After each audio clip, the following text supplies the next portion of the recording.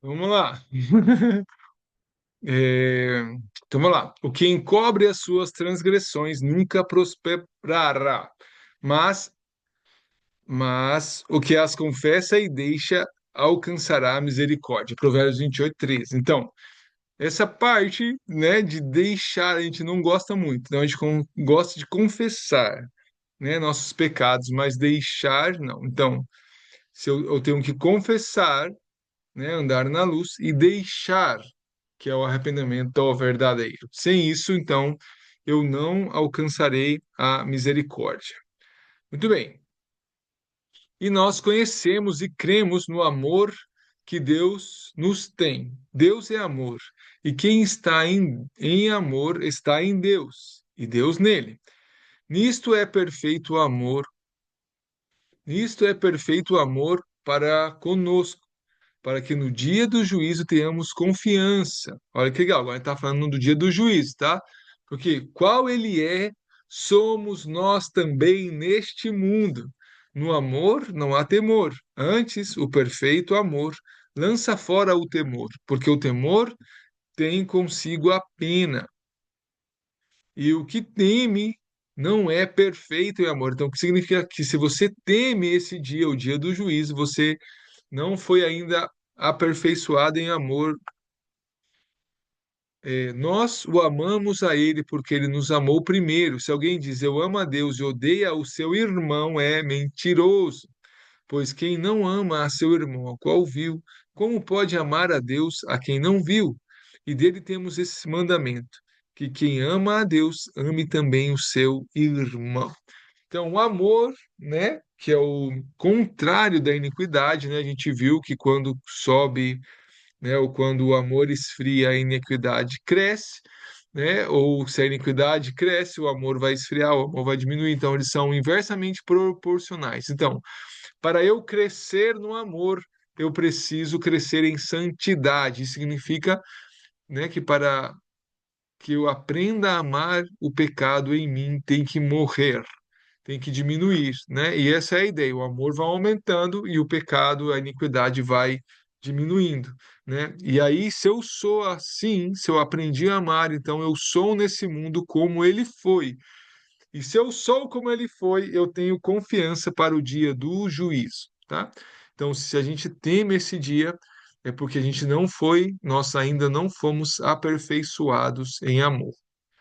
Então, tudo bem. A outra condição é o perdão, perdoar, tá? Eu quis colocar isso aqui porque é muito importante isso, eu ia colocar nos cativeiros, mas é, como às vezes a gente tem muita dificuldade de perdoar, então eu coloquei isso aqui, para a gente saber que para ter o perdão definitivo eu tenho que aprender a perdoar, tá? Essa é uma condição fundamental para receber o perdão definitivo.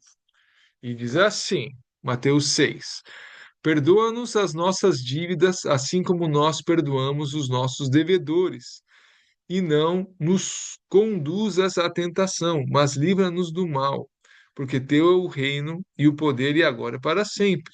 Porque se perdoardes aos homens as suas ofensas, também vosso Pai celestial vos perdoará a vós. Se, porém, não perdoardes aos homens as suas ofensas, também vosso Pai vos não perdoará as vossas ofensas. Então, para eu receber esse perdão definitivo, eu está mais que claro, eu preciso perdoar também, tá? Então, muito de nós não levamos em conta esse detalhe e insistimos em reter o perdão. A misericórdia, porém, esse é um ponto, o perdão, a misericórdia. Porém, esse é um ponto determinante, e creio que está claríssimo que quem não perdoa não será perdoado. Então, aprender a ser misericordioso é fundamental. Então, vamos ver por que o perdão é importante. O perdão, essa disposição, é uma característica marcante do caráter de Deus. Então, se temos que andar como ele andou, perdoar é indispensável. Então, o coração de Deus é para a misericórdia, tá? Então, por isso Jesus morreu, né, para que a gente pudesse ter a possibilidade de receber o perdão definitivo, tá? Então, sempre o coração de Deus vai ser primeiro para a misericórdia, não para o castigo. Então, essa também tem que ser a nossa disposição, né? Perdoar sempre, sempre e sempre, tá? É, o perdão quebra o nosso orgulho, porque muitas ofensas que sofremos deixaram o nosso orgulho ferido, ofenderam quem somos, e perdoar é desarmar o orgulho ferido. É esse despojar de toda majestade, como fez Cristo. Aqui eu acho que eu fui um pouquinho irônico. É, todos nós temos orgulho, certo? Temos um certo orgulho, e ele tem que ir morrendo, né? E a humildade tem que crescer em nós. Então, aprender a perdoar é, ajuda que o orgulho morra, né? Porque geralmente a gente não quer perdoar por causa do orgulho ferido, né? Porque, me faltou com respeito, fez tal coisa, né? Então a gente fica, eu ajudei tanto, e como tal pessoa faz essa coisa, a gente fica com orgulho ferido.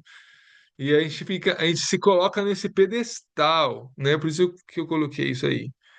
A gente se coloca nesse pedestal de superioridade, né? A gente não quer perdoar, né? E só que Cristo que ele fez, ele se despojou, né, de toda a sua majestade, né, de toda a sua deidade, e se fez homem por nós, né? Então, se a gente não faz o mesmo, a gente não desce desse pedestal, e se a gente não quebra esse orgulho e, e perdoa, né? Então, infelizmente, também nós não seremos perdoados.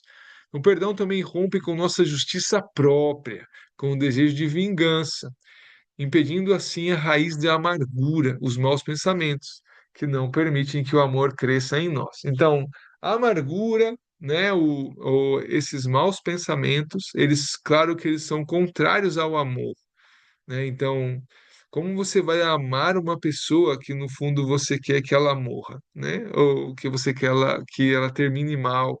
Então, esses maus desejos ou maus pensamentos em relação às pessoas, esse desejo de vingança, vai frear o crescimento do amor em sua vida, tá? Então, perdoar é parte do processo de aprender a amar, tá? O amor de Deus por nós é incondicional, né? E esse amor independe do que a gente fez até o momento, o amor de Deus por nós. É diferente depois do relacionamento, né? Deus está disposto a perdoar todos nós.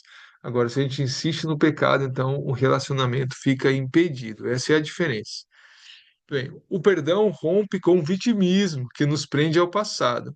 O vitimismo rouba a nossa iniciativa e responsabilidade de ver-nos como responsável por escrever a nossa história. Então, quando uma pessoa sofre abandono, quando uma pessoa sofre algum tipo de abuso ou coisa assim, então ela entra no vitimismo. Então, ela não quer perdoar, porque, é claro, às vezes é difícil mesmo que cada um de nós sofreu, e tá bem, não é sobre ignorar a nossa dor, mas não perdoar é nos manter aí presos ao passado, né, e ao vitimismo. Então, o que vai acontecer? Cada vez que a gente precisar de uma iniciativa mais forte, ou cada vez que a gente vai precisar ser responsável por algo, então, eu vou me comportar como uma vítima, porque eu estou preso no revitimismo. Então, eu vou fugir da responsabilidade, né? Porque a vítima ela não vai se responsabilizar, né? Não vai ter aí iniciativa, porque quem é ela para fazer tal coisa? Quem sou eu para isso? Quem sou eu para isso? E começa com esse monte de desculpa, né, que a vítima dá. Então, ela vai fica também sem iniciativa. Então, quando você decide perdoar e fala, tá bom, independente do que aconteceu, eu vou perdoar essa pessoa. E as limitações, ou as feridas, ou as consequências que estão em mim, né, por causa do pecado dessa pessoa, eu me abro para Deus curar. Então eu deixo de usar ela como muleta para minha vida, para não fazer o que eu quero fazer. Entende? Então o perdão é o primeiro passo para isso. Né? Tá bom, eu perdoo, fica lá, Deus, e vamos tratar aqui, né, o nosso coração para que isso não freie mais a minha história. O perdão gera segurança. Isso aqui é muito interessante. Então, quando estamos dispostos a deixar essas dívidas, perdoar, abrindo mão dos nossos direitos, estamos confiando em Deus, que esse será o melhor caminho. Baixamos guarda e confiamos que Ele nos protegerá. Deixo esse lugar, deixo Ele julgar e decidir o que fará com ambas as vidas, a minha e o ofensor. Então, a falta de perdão, ela gera uma falsa segurança, tá? Então, assim, por exemplo, se uma pessoa me traiu e eu não quero perdoar porque eu não quero ser traído por mais ninguém, tá? Então, eu retenho o perdão para não sofrer mais o mesmo. Quem garante que isso não vai acontecer de novo com outra pessoa? Então, é, reter o perdão para não sofrer outra vez é um grande erro, porque isso não traz nenhuma segurança verdadeira, porque nós não temos nenhuma garantia sobre a escolha das outras pessoas. A única coisa que não muda é Deus. Deus é o único lugar onde a gente pode estar de verdade seguro, porque ele não vai variar, ele é muito claro em tudo que ele fala, e ele tem, não vai ter câmbio em sua disposição ou caráter. Então, nele e só nele a verdadeira segurança. Então, quando eu perdoo, eu deixo esse lugar de justiceiro, né, e deixo, tá bom, Deus, o Senhor decide, o Senhor vê, e eu corro para Ele. Então, esse relacionamento com Ele vai gerar uma segurança verdadeira. Então, eu já não vou estar mais tão dependente da escolha das pessoas em relação a mim, entende? Porque eu sei que eu já estou guardado e seguro nele, entende? Então, e ele, claro, vai sempre nos proteger. Claro, pode acontecer alguma coisa ruim nesta vida, vai acontecer nesta vida, mas nós temos que tirar também o olho só dessa vida. Né? Então, por exemplo, os mártires, os apóstolos, todos eles confiavam em Deus e tinham sua segurança em Deus, e todos morreram de uma forma muito triste. Porém, todavia, entretanto, todos eles estão com Deus agora, né, e vão passar toda a eternidade com Deus. Então, é, isso é uma segurança verdadeira, entende? Porque já aí já você já desconecta só desse contexto, você passa a viver ao contexto que realmente é, ao contexto que de verdade somos, que nós somos feitos para a eternidade. Então a gente está construindo para lá, né? E nossa segurança é o que Deus tem para a gente além dessa vida, na eternidade. Então, essa é uma segurança verdadeira. Então, é o caminho para Ele. E quando mostramos que entendemos o que Ele fez por nós, quão grande era a nossa dívida, quantos pecados temos em nossas costas, quantas e quantas vezes já o entristecemos, e mesmo assim, Ele nos deixa ter acesso ao seu coração. Como teremos coragem de não permitirmos outros ter acesso ao nosso? Apenas quando não entendemos nossa real situação. Então, quem não perdoa, quem tem a coragem de reter o perdão é porque não tem ideia de quem é ainda, né? Ainda é uma pessoa muito orgulhosa e não passou pelo processo das disciplinas do Senhor. Porque quando você passa por esse processo, você, né, é, qual é a palavra que ele usa lá? Você é experimentado, né, no quebranto, você é experimentado na disciplina, então esse juiz seu morre, né? Esse nosso juiz interno acaba morrendo e ele dá lugar a uma pessoa mais compassiva, mais misericordiosa, porque ele entende que foi isso que ele recebeu, né? Então, quando uma pessoa tem dificuldade de perdoar, de verdade, ela ainda não tem ideia de quem ela é. Ela está com uma visão ainda dela mesma muito distorcida. Ela ainda acha que é alguma coisa, não entendeu o que é pó.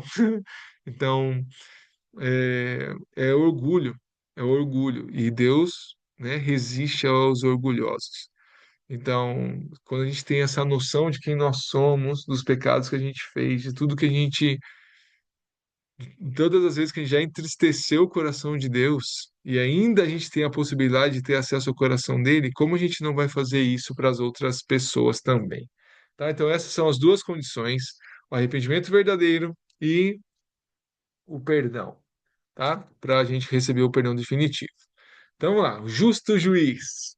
Então, louvem-te a ti, ó Deus, os povos, louvem teus povos todos. Alegrem-se e regozijem-se as nações, pois julgará os povos com equidade e governará as nações sobre a terra. Eita.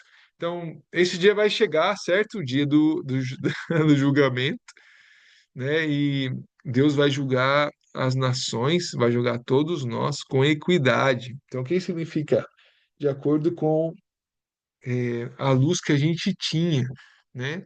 Cada povo ou cada pessoa vai ser julgado de acordo com a luz que teve, que recebeu e que respondeu, tá? E é legal que diz que isso vai trazer alegria, né? Isso eu fico meio pensando por que as pessoas vão sentir alegria quando elas forem julgadas. É, eu pensando nisso, só tem uma forma, né, de a gente saber que a justiça foi feita. Entende como Deus vai ser justo. Então, essa justiça de Deus, independente se a gente recebe mesmo um castigo, a coisa vai ser tão clara, vai ser tão justa, que a gente vai aceitar o castigo de bom coração, porque a gente entendeu que foi justo, tá? Então, quanto mais eu conheço Deus e ando com Ele, toda vez que Ele me repreende, eu vou terminar me alegrando, porque eu vou entender que ele está sendo justo, entende? Ele está sendo verdadeiro. Então, todas as bocas mesmo vão ficar caladas diante desse dia, não vai ter argumento contra Deus, entende? Porque vai ser justo. Muito bem, vamos lá. Existe um impasse. Como ser justo e misericordioso ao mesmo tempo, né? Ser justo é dar o que merecemos. Segundo a lei, merecemos a morte, porque o salário do pecado é a morte.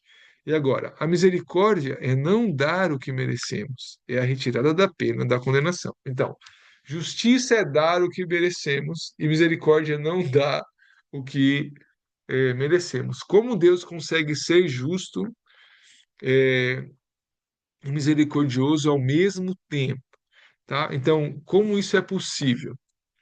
Então vamos lá. Só existe uma maneira de Deus resolver esse impasse, quando a misericórdia gera um efeito mais benéfico que a punição. Deixa eu que eu coloquei aqui só para. Um juiz sábio estenderá a misericórdia se perceber que a misericórdia transformará o culpado mais do que a prisão ou a punição. Ao entender a misericórdia, possibilidade de misericórdia, o efeito a ser gerado deve ser a gratidão e um senso de responsabilidade em gerar a própria transformação. A gratidão só será plena se o indivíduo reconhece profundamente a sua responsabilidade e que sim seria justa a sua condenação à morte. Então, recebida a graça, por gratidão, ele se transforma em outro homem e se torna um instrumento de justiça. Essa é a única forma de haver misericórdia. Então, vamos entender isso daqui. Então, tá esse impasse. Deus é juiz, é um justo juiz, é um juiz, né, sábio. Então, Deus, ele só pode perdoar ou ele só pode estender misericórdia quando ele perceber que a misericórdia vai ter um efeito melhor do que a punição. Quem tem filho, às vezes, vê isso, né? Às vezes você põe uma regra para o seu filho, ele não obedece e você vai, né, dar o castigo e ele implora por misericórdia. Ah, misericórdia, misericórdia. E você estende a misericórdia e nunca mais ele faz. De verdade, ele começa a obedecer, porque ele percebeu, né, que ele errou, ele entende que ele errou, e quando ele recebe a misericórdia, isso gera nele uma gratidão, e essa gratidão uma responsabilidade de obediência, tá? Que é o que está aqui na frente. Então, quando misericórdia vai gerar um fruto melhor que a punição. A misericórdia pode ser exercida, senão Deus não pode perdoar. Então, se, né, ver Cristo aí na cruz, pendurado no madeiro, não gera esse efeito de gratidão em nós e não faz com que nós queiramos ser transformados, então Deus não pode estender misericórdia de forma definitiva. A gente pode receber essa misericórdia dia a dia relacional e Deus esperando com que a gente se arrependa de verdade, tá? Mas não a definitiva, tá bom? Porque se essa gratidão, se eu não entendo a graça, então minha responsabilidade em ser transformado não cresce. Então eu vou continuar sendo a mesma pessoa. E se eu continuo sendo a mesma pessoa, eu estou estancado. Então, tchau, perdão definitivo, é impossível, tá? Então, Deus, ele é sábio, então ele não vai perdoar uma pessoa que vai continuar fazendo a mesma coisa, entende? É nesse sentido. Então, por exemplo, às vezes é difícil a gente entender isso, porque no Brasil, né, é maior bagunça. A pessoa rouba e ela vai ser solta no outro dia. E ela vai continuar roubando, e ela vai continuar sendo solta. Então, se a gente vê o sistema jurídico brasileiro, a gente vai ver, isso não é nada inteligente, não é sábio, porque não está gerando nenhuma transformação. Entende? Então, é melhor a pessoa receber a punição do que a misericórdia. Eu acho que fica claro assim, né? Então, é, a possibilidade de ser salvo, de ser salvo da ira de Deus, essa possibilidade de misericórdia definitiva tem que gerar em mim uma gratidão. E essa gratidão tem que gerar um senso de responsabilidade para a própria transformação. Se isso não acontecer, então eu não entendi a graça. Eu não entendi o amor de Deus ainda. Eu acho que eu mereço. Entende? Se eu acho que eu mereço, eu ainda sou orgulhoso. Se eu sou orgulhoso, Deus vai resistir a mim. Então, a gratidão só será plena se o indivíduo reconhece profundamente a sua responsabilidade e que sim seria justa a sua condenação à morte. Então, recebida a graça, por gratidão, ele se transforma em outro homem e se torna instrumento de justiça. Essa é a única maneira de haver misericórdia. Então, eu tenho que entender que eu mereço a condenação, tá? Então, para isso acontecer, eu tenho que, de verdade, confessar os meus pecados profundamente. Eu ir lá no profundo e ver quanto egoísta eu sou e fazer esse exame, né, esse autoexame. E isso vai gerando essa certeza mesmo que a gente merecia a morte, que a gente não merecia nenhuma outra coisa. Então, se eu não chego nesse ponto, então vai ser difícil eu ser grato o suficiente para transformar a minha vida. A cruz de Cristo deveria gerar esse constrangimento. A graça deveria gerar em nós uma profunda vergonha. Não merecemos tamanha prova de amor e temos que responder em gratidão, entregando também as nossas vidas a Ele, gerando em nós a transformação necessária para que um dia esse perdão possa se confirmar em nossas vidas. Muito bem, vamos ver a prática. Então, não vos sobreveio tentação que não fosse humana, mas Deus é fiel e não permitirá que sejais tentados além de vossas forças. Pelo contrário, juntamente com a tentação vos proverá livramento, de sorte que possais suportar. 1 Coríntios 10, 13. Né? Então, a ideia é aprender a usar esses livramentos, né? Aprender a agir, não só reagir às coisas, né? É aprender a governar a situação. Então, nós nunca seremos tentados além das nossas forças. E Deus sempre vai prover esse livramento. Então, todo esse processo nosso de santificação vai ser encontrar esse livramento em cada situação. Entende? E se a gente encontra, então a gente vai poder suportar toda a tentação. Então, temos que aprender a amar. E vamos começar com o nosso entorno, com as coisas pequenas. Aqui vamos usar todas as ferramentas desse seminário. Então, o fim, como a gente viu, né, o cumprimento da lei é o amor. Então, a gente tem que aprender a amar. E a gente tem que começar na nossa casa, né? A gente tem que começar com o nosso entorno. E começar com as coisas pequenas. Não adianta a gente fazer, né, colocar metas muito altas, a gente não vai chegar lá. Então, a gente precisa deixar que o Espírito Santo nos mostre quais são as coisas que precisam, as primeiras coisas que precisam ser mudadas, tá? Então, como vai ser o processo? A primeira coisa, eu identifico o problema. Então, eu trago para a luz, confesso o erro a quem é devido. Então, se é a Deus ou às pessoas. Não, primeira coisa, eu tenho que aprender a amar. Primeira coisa, porque eu não estou amando, né? Eu identifico um problema. O que em mim ainda não é amor. Eu identifico esse problema. Então, em nossos tempos devocionais, temos que buscar a raiz desse problema. Então, é fazer um mapeamento ou diagnóstico. Então, por que eu grito com meus filhos, né? Ou com minhas filhas, no caso? Por que eu faço tal coisa? Por que isso é, acontece dessa maneira? Por que eu ainda explodo e tal? Então, isso é fazer o mapeamento, é tentar achar a raiz das coisas. Depois, o terceiro passo, então, eu identifico, eu busco a raiz, eu tenho que vulnerabilizar. Deixar Deus mostrar como deveria ser nosso comportamento, aprender o que deve ser feito. Então, eu vou buscar. Então, beleza. Lembra quando a gente falou de vulnerabilidade, que a gente é um caminho, a gente tem que ir por esse caminho que a gente nunca andou antes, né? Isso é se vulnerabilizar.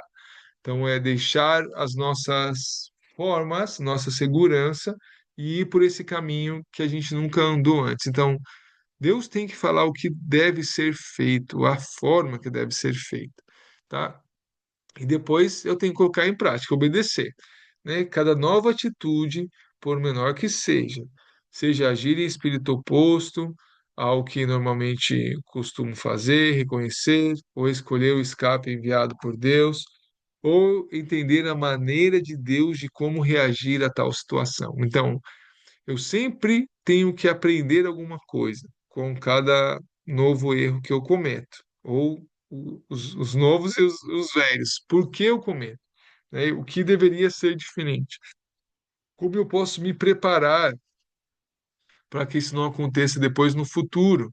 Né? E tudo isso eu tenho que pensar antes, né? Eu tenho que me preparar antes. Às vezes é fácil a gente prever algumas coisas, né? Você conseguir prever também é ser inteligente, ser sábio. Então, aí tem situações na nossa vida que se repetem da mesma maneira. Então, se eu já estiver pronto, se eu faço meu tempo devocional, se eu deixo Deus me mostrar como eu tenho que me vulnerabilizar nessa área, é, quando acontecer de novo, eu já vou ter essas coisas pensadas. Então, eu posso reagir de uma forma melhor, né? Ou não só reagir assim de explodir, mas de governar, né? Ter uma ação mais adequada.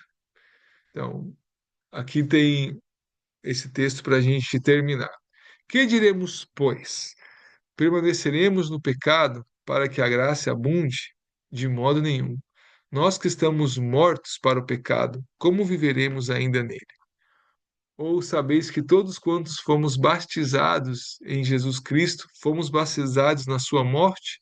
De sorte que fomos sepultados com ele pelo batismo na morte, para que, como Cristo foi ressuscitado dentre os mortos pela glória do Pai, assim andemos nós também em novidade de vida, porque se fomos plantados juntamente com ele